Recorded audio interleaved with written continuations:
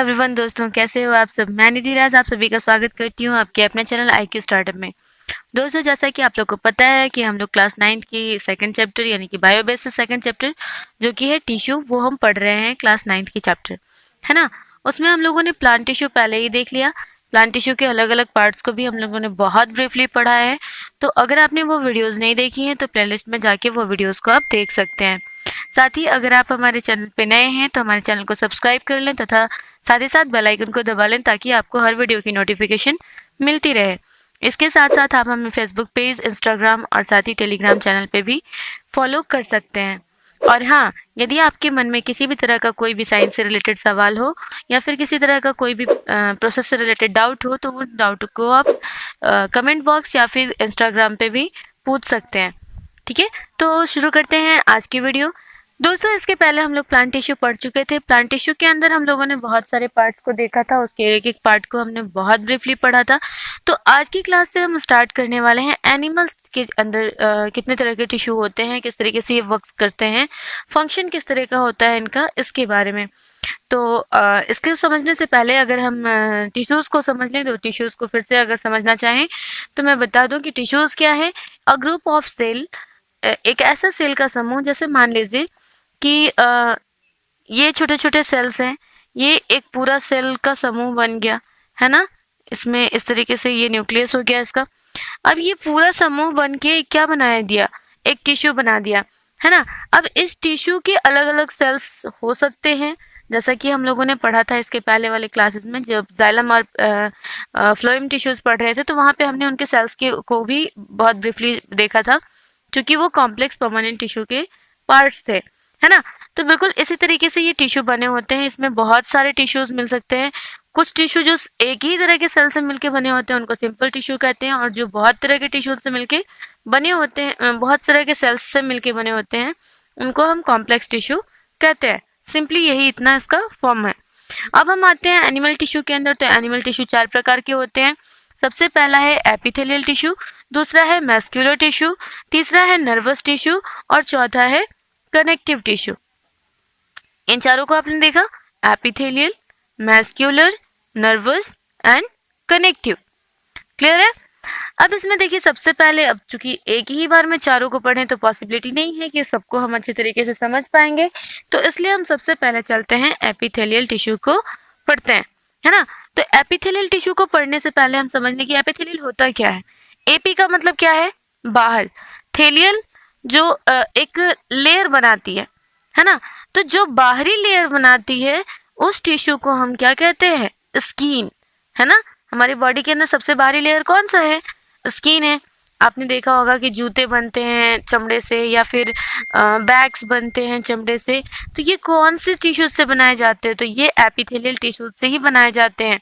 और ये कहाँ पाए जाते हैं, एनिमल टिश्यू के जो बॉडी का सबसे ऊपरी लेयर होता है यहाँ पाए जाते हैं। ये कौन सा टिश्यू, एपिथेलियल टिश्यू। अब देखो, एपिथेलियल टिश्यू के बारे में अगर हम बात करें तो यहाँ पे हमने कुछ चीज़ें बता रखी है एपिथेलियल की, एक बहुत छोटी सी पिक्चर के माध्यम से, कि एपिथेलियल होता क्या है। एपिथेलियल दो तरह की चीज़ों से मिलकर बना होता है। जैसे देखिए, इसमें दो पार्ट्स हैं। एक पार्ट ऊपर का बहुत थीन लेयर जो दिख रहा है आपको, बहुत पतला लेयर दिख रहा है ये, और एक नीचे का पार्ट जो आपको थोड़ा सा उससे ज़्यादा हैवी दिख रहा है, यानी कि उससे ज़्यादा थोड़ा उसकी वाइड विड्थ जो है वो थोड़ी सी चौड़ी है ना। तो ये जो आगे वाली एरिया है, ये जो पतली सी एरिया है, इसको हम एपिडर्मिस कहते हैं। और नीचे वाला जो ये पूरा एरिया है, सॉरी यहाँ पे ये करना, पहले ही मैंने डर्मिस को दिखा दिया था और बाद में इन हेयर ग्रोथ को दिखाया है, इसलिए वहाँ पे डर्मिस के सामने दिख गया है। लेकिन ये पूरा जो ये मिलेनोसाइट्स के नीचे का जो पूरा एरिया आपको दिख रहा है, ये पूरा एरिया, ये क्या है, ये डर्मिस का एरिया है। तो ऊपर का एरिया एपिडर्मिस, डर्मिस मतलब त्वचा, है ना, और एपी का मतलब ऊपरी त्वचा। अब ऊपर हो गया तो ऊपरी त्वचा एपिडर्मिस, और उसके नीचे वाली जो एरिया होती है उसको हम केवल डर्मिस बोलते हैं, त्वचा के नाम से जानते हैं। ठीक है। अब इसके अंदर क्या पाया जाता है, एपिथेलियल टिश्यूज के अंदर क्या पाया जाएगा, आप खुद से सोचिए कि हमारे स्किन के अंदर क्या पाया जा रहा है। तो कलरफुल सब्सटेंस जो पाए जा रहे हैं, कि जो किसी को गोरा बनाते हैं, किसी को काला बनाते हैं, है ना, ये कहाँ पाए जाते हैं, एपिडर्मिस पे पाए जाते हैं, ये ऊपरी त्वचा में पाए जाते हैं। ये जस्ट एपिडर्मिस से जस्ट जो डर्मिस होती है, डर्मिस और एपिडर्मिस के बीच की जो लेयर होती है उसके जस्ट पास में ही ये मेलानोसाइट आप देख रहे हैं। ये छोटे छोटे पार्टिकल्स आपको दिख रहे हैं, ये क्या है? मेलानोसाइट्स हैं। ठीक है, ये पाए जाते हैं। और ये मेलानोसाइट का काम क्या होता है कि ये हमारे कलर को, है ना, त्वचा को कलर देने का काम करता है कि कोई गोरा है कोई काला है। जब ये मेलानोसाइट की जो संख्या है वो अगर बढ़ेगी तो इंसान का कलर उतना ही डार्क होगा। ये जितनी कम होगी, है ना, मेलानोसाइट्स यहाँ पे उन सेल्स को कहा गया जो कि मेलानोसाइट्स हैं जिसके अंदर मेलानिन पाई जाती है। बेसिक जो वो केमिकल है वो मेलानिन है जो कि मेलानोसाइट्स के अंदर पाया जाता है। और ये मेलानोसाइट्स क्या करते हैं कि ये अगर ज़्यादा मात्रा में होंगे हमारी बॉडी के अंदर तो हमारा कलर क्या होगा? डार्क प्रवृत्ति का होगा। और ये जितने कम होंगे हमारी बॉडी के अंदर उतना क्या होगा? हमारी त्वचा उतनी ही गोरी होती है। तो भगवान से कहिए कि भाई हमारे बॉडी के अंदर क्या है कि इन मेलानोसाइट्स को कम कर दो, है ना। चलिए, वैसे कलर का कोई इशू नहीं होता। आपका स्वभाव कितना अच्छा है, आपका बिहेवियर कितना अच्छा है सोशल लोगों के साथ, यही आपका सबसे ज़्यादा मायने रखता है। खैर, साथ ही साथ इस पूरे एपिडर्मिस के अंदर यानी कि एपिथेलियल टिश्यू के अंदर स्वीट ग्लैंड्स पाए जाते हैं। स्वीट ग्लैंड क्या है भाई? पसीने की थैलियाँ। आप देखते हैं कि गर्मी के मौसम में जैसे ही हमारी गर्मी बढ़ती है, टेम्परेचर बढ़ता है, तो क्या होता है कि स्वेट पसीना आना शुरू होता है बॉडी के अंदर। तो ये पसीना कहाँ से आता है भाई? तो ये स्वेट ग्लैंड से आता है। ये स्वेट ग्लैंड कहाँ होते हैं? ये एपिडर्मिस के अंदर होते हैं। स्वेट ग्लैंड क्या करते हैं कि ये ल्यूकोसाइट्स को बाहर भेजते हैं। हमारे जो एपिडर्मिस जो एरिया है, एपिडर्मिस पे ये ल्यूकोसाइट्स को भेजते हैं। और ये ल्यूकोसाइट जितने भी बैक्टीरियाज, ये सारी चीज़ें जब हमारे जो आउटर मोस्ट लेयर पे है यानी कि एपिडर्मिस पे है, उन सभी को क्या करती है? ये खत्म करने का काम करती है। जितने बैक्टीरियाज हैं, फंगस हैं, उनको कम करने का काम करती है। साथ ही दूसरी बात कि इन स्वेट्स के माध्यम से यानी कि इन पसीने के माध्यम से हमारे बॉडी के अंदर जो एक्स्ट्रा नमक है यानी कि सोडियम है, और साथ ही एक्स्ट्रा जो वेस्ट मटेरियल्स जो भी हमारे बॉडी के अंदर बन रहे हैं, उन सभी को तो नहीं, लेकिन जो चीज़ें वो वहाँ से सिक्रीट कर सकते हैं तो वो उनके माध्यम से बॉडी के बाहर भी करते हैं। ठीक है, अब हम इनके कैरेक्टर्स देखते हैं कि ये किस तरह के होते हैं, क्या क्या इनका कैरेक्टर है। तो अगर हम इनके कैरेक्टर की तरफ आते हैं एपिथेलियल टिश्यू के, तो इसमें सबसे पहले बताया गया कि कवरिंग और protective tissue in human body. अब चूंकि ये बाहरी लेयर में पाए जा रहे हैं, प्रोटेक्टिव टिश्यू तो होंगे ही ना, है ना। अगर ये बाहरी लेयर जो है ये प्रोटेक्टिव नहीं होगा तो क्या होगा कि जर्म्स आसानी से हमारी बॉडी के सेल के अंदर आ जाएंगे, हमारी बॉडी के अंदर घुसेंगे और वो हमें हार्म पहुंचाएंगे। तो इसलिए इनको कवरिंग लेयर, एक तो हमारी बॉडी को जितने भी मसल्स हैं, जितनी भी चीज़ें हो रही हैं, इन सभी को कवरिंग लेयर भी है ना। कवरिंग लेयर होने के साथ साथ ये प्रोटेक्टिव लेयर भी है। तो इसीलिए क्या कहा गया इनको कि कवरिंग और प्रोटेक्टिव टिश्यूज हैं किसके? ह्यूमन बॉडी के। नॉट ओनली ह्यूमन बॉडी, या फिर ये किसी एनिमल बॉडी भी जो है, इन सभी के अंदर जो है ये कवरिंग और प्रोटेक्टिंग लेयर के काम करते हैं। हम लोग चूंकि एनिमल टिश्यू पढ़ रहे हैं तो एनिमल्स, सारे एनिमल्स की बात कर रहे हैं हम। ठीक है, दूसरी बात जो कही गई है कि epithelial cells are tightly packed. अब बताइए कि सेल जब टाइटली पैक्ड नहीं होंगे एपिथेलियल के, तब क्या होगा कि बीच में इंटरसेलुलर स्पेस ज़्यादा बचेगा। जब इंटरसेलुलर स्पेस बचेगा तो कोई भी बैक्टीरिया है, कोई भी जर्म्स है, फंगस है, वो आसानी से हमारी बॉडी के अंदर, हमारे सेल बॉडी के अंदर घुसने का प्रयास करेंगे। वो हमारे निचले जो जितने भी लेयर्स हैं, अलग अलग ब्लड टिश्यूज हैं, इन सभी में क्या करेंगे? वो जाके और वहाँ पे हमारी जो बॉडी है उसको क्या करेंगे? हार्म पहुंचाने का काम करेंगे। इसीलिए ये टाइटली पैक्ड होते हैं। इनके सेल्स जो होते हैं, जो एपिथेलियल टिश्यू के सेल्स है, वो क्या होते हैं? टाइटली पैक्ड होते हैं, कि मतलब एक दूसरे से जुड़े हुए, इतने मतलब गाढ़े जुड़ाव होती है इनके बीच में कि बीच में कोई इंटरसेलुलर स्पेस नहीं पाया जाता। अगर आपको याद होगा कि हम लोग जो पीछे पढ़ रहे थे प्लांट के अंदर एपिडर्मिस, वहाँ पे भी हमने बताया था कि ये जो होते हैं ये सेल्स काफ़ी टाइटली पैक्ड होते हैं। तो बिल्कुल जिस तरीके से प्लांट में एपिडर्मिस काम करता है, बिल्कुल उसी तरीके से यहाँ पे एपिथेलियल टिश्यू काम करता है। यहाँ पे एपिडर्मिस भी होता है और डर्मिस भी होता है, दोनों मिलके एपिथेलियल टिश्यू का निर्माण करते हैं। ठीक है, अब इसके बाद आता है कि सेल्स फॉर्म्स कंटिन्यूअस सीट्स। अब इसमें बात आई कि सेल्स जो है क्या एक जगह होंगे दूसरी जगह नहीं होंगे, क्या ऐसा होता है? नहीं, ये लगातार होते हैं। अब चूंकि ये पूरे ऑल ओवर बॉडी पे पाई जाती है, कवरिंग लेयर है, तो क्या होगा? कंटिन्यूअस सीट के रूप में पाया जाएगा। तो ये हमारी बॉडी के अंदर क्या होते हैं? सेल्स को जो इनके सेल्स होते हैं ये एक दूसरे से जुड़ के कंटिन्यूअस सीट की तरह फैलते चले जाते हैं। चौथी बात जो बताई गई इसमें कि all epithelial tissues are separated by other through basement membrane. हर एपिथेलियल टिश्यू के नीचे ये वाली जो एरिया है यहाँ पे बेसमेंट मेम्ब्रेन पाया जाता है और यही बेसमेंट मेम्ब्रेन एक एपिडर्मिस को दूसरे एपिडर्मिस सेल से अलग करने का काम करता है। इसको हम पिक्चर के भी थ्रू समझेंगे। यहाँ पे अगर आप आते हैं पिक्चर्स में, ये पिक्चर आपको दिख रही होगी, इसमें एक नीचे का लेयर दिख रहा है जो कि इस तरह का एक सेल बना हुआ है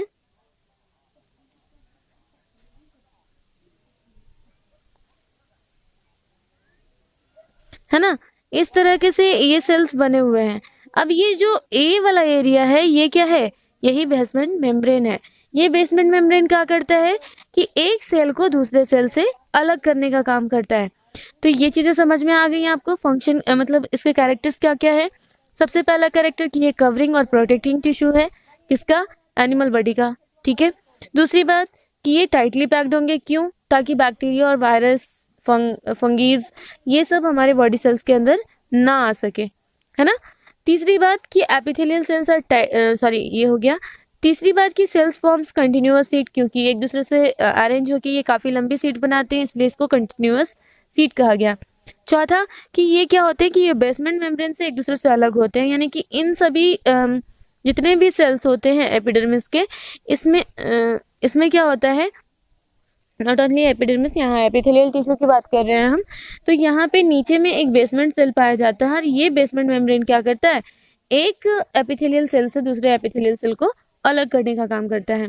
अब बात आती है इसके फंक्शन की, तो फंक्शन में बहुत सारी चीजें मैंने बता दी कि ये कैरी करने का काम करता है मेलानोसाइट को, स्वीट ग्लैंड को, साथ ही साथ हेयर ग्रोथ को भी बढ़ावा देता है। जैसे आपके रोम छिद्र पाए जाते हैं ना बॉडी के अंदर, है ना, वहीं से तो पसीना आता है। तो ये हेयर ग्रोथ को भी जो होता है ये कहाँ से होता है? डर्मिस से होता है, यानी कि हमारे एपिथेलियल टिश्यू से ही। ये एपिथेलियल का पूरा एपिडर्मिस और डर्मिस दोनों को मिला के हम एपिथेलियल टिश्यू कहते हैं। क्लियर हुआ? ये एपिथेलियल सेल है और इसी तरीके के बहुत सारे सेल्स जब आपस में मिल जाएंगे तो उसको हम एपिडर्मिस टिश्यू कहते हैं, सॉरी एपिथेलियल टिश्यू कहेंगे। ठीक है। अब हम बात करते हैं फंक्शन की। तो फंक्शन में क्या होगा? चूंकि ये प्रोटेक्टिंग लेयर है तो क्या करेगा भाई? Protection of body from injuries, infection और डैमेज। अब ये प्रोटेक्टिंग लेयर जब कहला गया, कवरिंग लेयर है साथ में प्रोटेक्टिंग लेयर है, तो क्या करेगा? प्रोटेक्शन देगा, है ना? किसको? बॉडी को। किससे भाई? तो इंजरीज से, यानी कि बाहर से जो हमारी इंजरीज हो रही हैं सेल्स की, तो उनसे, इन्फेक्शन से। अब चूंकि ये टाइटली पैक्ड है तो किसी भी बैक्टीरिया को, वायरस को या फिर फंगीज को ये बॉडी के अंदर आने नहीं देगा, तो इन्फेक्शन से तो हम बच गए। साथ ही साथ डैमेज होने से, यानी कि अगर हमारा मस्कुलर सेल बाहर होता तो क्या होता भाई कि मतलब मसल्स जो है एक दूसरे से पैक्ड ही नहीं हो पाते। ये स्किन जो है क्या करता है? टाइटली उसको पैक्ड करने का काम करता है, तो ये डैमेज से भी बचाता है। यानी कि ये पूरी तरह से ये क्या करता है? प्रोटेक्शन देने का काम करता है फ्रॉम इंजरीज, इन्फेक्शन और डैमेजेस। ठीक है। दूसरी बात की forms lignin, lining of mouth and alimentary canal.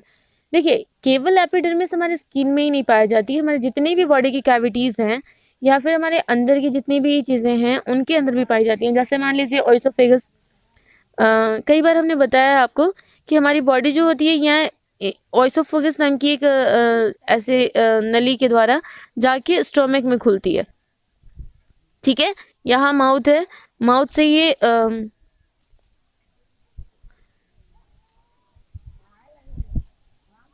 Mouth से ये जाता है कहाँ?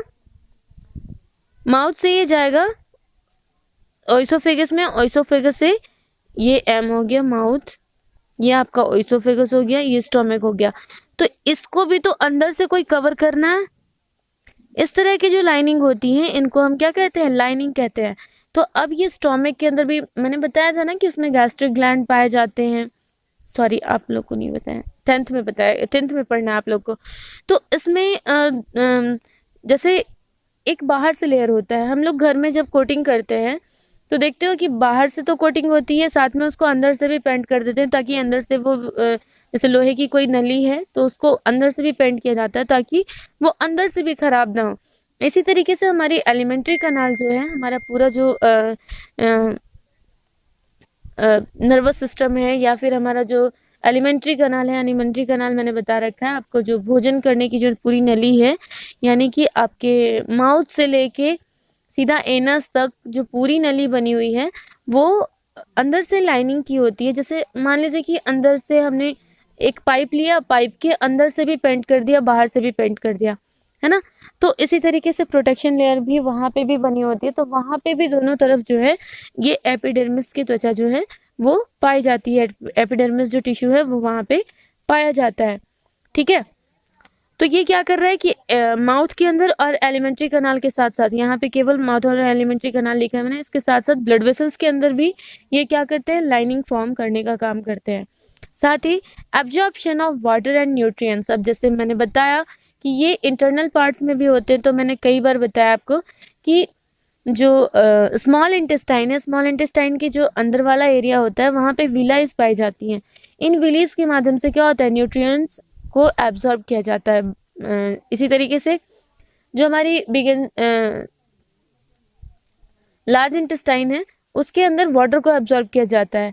तो ये सभी जगह एपिथेलियल टिश्यू है ना, तो सभी जगह जब एपिथेलियल है तो वाटर को, न्यूट्रिएंट्स को, इन सभी को एब्जॉर्ब करने का काम भी कौन कर रहा है, वो एपिथेलियल टिश्यू ही कर रहा है। अब यहाँ पे बात आई, एलिमिनेट करता है कुछ वेस्टेज को। अब किस तरीके से इन वेस्टेज को एलिमिनेट कर रहा है भाई, तो अभी हमने स्वेट के बारे में पढ़ा, यानी पसीने के बारे में पढ़ा। तो अब ये क्या कर रहा है, ये सोडियम को एक्सक्रिएट कर रहा है, बाहर की ओर एलिमिनेट कर रहा है ना। या फिर जितने भी सोडियम पदार्थ जो भी बन रहे हैं हमारी बॉडी के अंदर, या फिर कुछ साथ में जो वेस्ट मटेरियल बन रहे हैं, उनको क्या कर रहा है, एलिमिनेट करने के काम कर रहा है ना बॉडी से बाहर। तो यहाँ पे इसका काम क्या हो जाता है, एलिमिनेशन का भी हो जाता है। किसको एलिमिनेट करता है भाई, तो वेस्ट मटेरियल को एलिमिनेट करता है। तो ये सारे फंक्शन हो गए किसके, एपिथेलियल टिश्यू के। अब देखिए एपिथेलियल में भी कई तरह के एपिथेलियल टिश्यू पाए जाते हैं हमारे बॉडी के अंदर। तो जैसे यहाँ पे चार मैंने जो मेनली 4 तरह के ये एपिथेलियल टिश्यू होते हैं, जिसमें स्क्वैमस है, स्ट्रेटिफाइड है, क्यूबॉइडल है और कोल्यूमिनर है।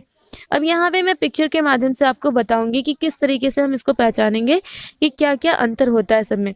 अब देखिए एपिथेलियल अगर सिंपल है ना, सिंपल एक लेयर में बना हुआ है, एक टाइल्स की तरह दिख रहा है, टाइल्स देखे है ना आप लोग, उसके अंदर एक बेस होता है, बेस के ऊपर डिजाइन होता है ना।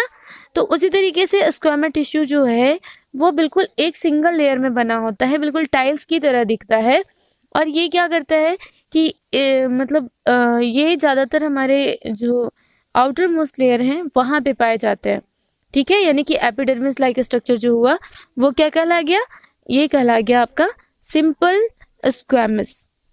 सिंपल सा जो एकदम सिंपल जो एपिथेलियल है उसी को हम सिंपल स्क्वैमस कहते हैं, ठीक है। अभी देखिए क्यूबॉइडल, सिंपल क्यूबॉइडल, यानी कि अगर वही एपिथेलियल टिश्यू क्यूबॉइड के आकार में होगा, यानी कि वर्ग के आकार में होगा, बराबर बराबर, है ना, तब इस तरह के हम मतलब केवल एक ही लेयर बनाए। अब सिंपल है तो क्या होगा, एक लेयर में होगा, है ना। अब ध्यान रखिएगा ये 2 तरह के ही होते हैं, एक सिंपल होते हैं, एक स्ट्रेटिफाइड होते हैं। तो स्ट्रेटिफाइड का मतलब क्या होता है कि लेयर्स में पाए जाएंगे, है ना, एक लेयर नहीं होगा उसमें। जैसे मैंने बताया ना टाइल्स में एक लेयर, तो वो टाइल्स का जो एक लेयर जहां भी पाया जाएगा तो वो क्या होगा, सिंपल टिश्यू होगा, सिंपल एपिथेलियल टिश्यू जिसको बोलते हैं, या सिंपल स्क्वैमस टिश्यू भी उसको बोलते हैं, ठीक है। लेकिन यही अगर लेयर में पाए जाएंगे, जैसे आपने पेस्ट्री खाया है या फिर आपने केक बोले, केक के अंदर देखते हैं आप लेयर बाय लेयर होता है ना, उसमें एक लेयर फिर दूसरा लेयर फिर तीसरा लेयर इस तरीके से बन के आता है, और उसमें बीच बीच में क्रीम्स भरे होते हैं, अलग अलग तरीके के फ्लेवर्स भरे होते हैं। तो इस तरह के जब टिश्यूज मिलेंगे आपको जो लेयर्स में पाए जाएंगे, उस तरह के टिश्यू को हम स्ट्रेटिफाइड टिश्यू कहेंगे, स्ट्रेटिफाइड एपिथेलियल टिश्यू। अब ये इसमें भी अब जब आगे जाएंगे तो स्क्वैमस तो हो गया सिंपल। उसके बाद अगर क्यूबॉइडल यानी कि अगर वो वर्गाकार के रूप में है यानी कि क्यूबॉइडल के रूप में दिखता है, तब हम उसको क्या कहेंगे, इसको कहेंगे सिंपल क्यूबॉइडल। अगर यही स्ट्रेटिफाइड, अगर वही क्यूबॉइडल लेयर्स में है तो वो हो जाएगा स्ट्रेटिफाइड क्यूबॉइडल। ठीक है, तो मेनली यहाँ पे बस यही जानना है कि एपिथेलियल दो तरह के हैं, स्क्वैमस एंड स्ट्रेटिफाइड। स्क्वैमस किसको कहेंगे, जो सिंपल लेयर, एक लेयर में टाइल्स के रूप में अगर पाया जा रहा है तो उसको हम स्क्वैमस टिश्यू, एपिथेलियल टिश्यू कहेंगे।